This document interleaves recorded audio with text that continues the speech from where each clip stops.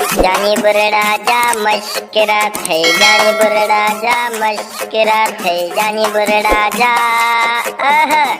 जानी बुरड़ा जा मश।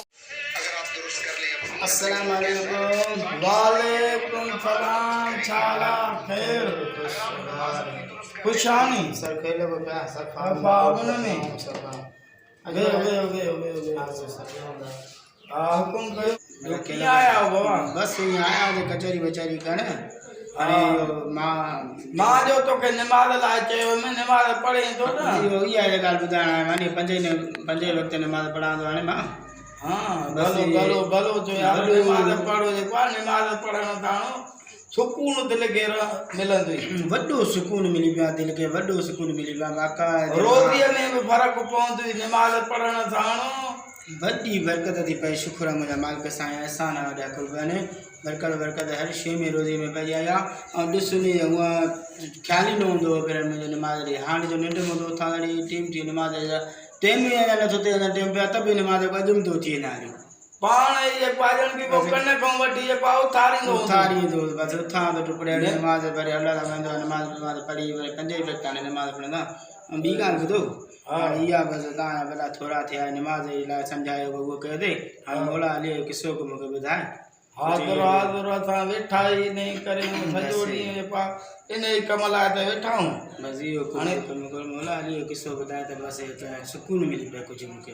हिकु मरतबे हिकु मुनाफ़िक़नि जो गुरु सही हिकु मनसूबो यानी प्लान ठाहे आयो इमाम अलीअ जे ख़िदमत में हाज़िर थियो ऐं सवाल कयाई त या अली बकरियुनि जे बारे में हिकु फर्जाओ आहे उन जी कुझु सूरत बकर जहिड़ी आहे ऐं कुझु सूरत कुते जे मिसल आहे मौला तव्हां ॿुधायो त उहो हिलाल आहे या हराम आहे। मौला चयो सलाम फरमायो त उन जो आवाज़ ॿुधो अगरि भौंके थो त हराम आहे जेकॾहिं ॿेके थो त हिलाल आहे।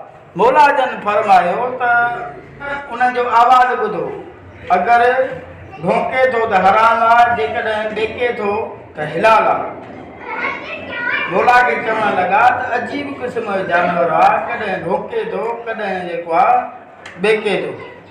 मौला जन चयो त खाधो अॻियां रखोसि जेकॾहिं ओगारे थो त हिलाल आहे जेकॾहिं ओगाछे थो त हराम आहे। वरी मौला खे चवणु लॻा अजीब क़िस्म जो जानवर आहे कॾहिं ओगाछे थो कॾहिं ओगारे थो। मौला जन चवणु लॻुसि त जेकर हिनखे ॾिसो अॻियों पाणीअ जो थांव रखोसि जेकॾहिं चूसे थो पीए त हिलाल आहे जेकॾहिं लके थो पीए त हराम आहे। मौला जन खे चवणु लॻा त मौला अजीब क़िस्म जो जानवर आहे कॾहिं लके थो पीए कॾहिं चूसे थो पीए। मौला चवणु लॻो न तव्हां जेको आहे बकरियुनि जे धड़ में छॾियोसि जेकॾहिं अॻियां थो वञे त हराम आहे जेकॾहिं विच में थो घुमे त हिलाल आहे। मौला खे चवणु लॻा त अजीब क़िस्म जो जानवर आहे कहिड़ीअ महिल अॻियां थो वञे कहिड़ीअ महिल विच में थो बीहे। मौला चवणु लॻो न तव्हां उन जी उथड़ी में ई ॾिसो जेकॾहिं हिलाल जानवर वांगुरु थो वेहे त हिलाल आहे जेकॾहिं हराम जानवर वांगुरु थो वेहे त हराम आहे।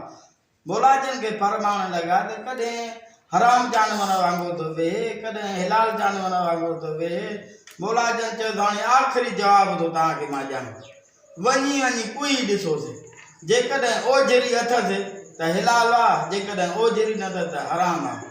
मौला इहो जवाबु ॾेई जेको आहे चवनि हाणे जेको आहे वञी कोहोसि वञी माना सॼी किथां ख़बर ई कोन पई पए किथां उन हा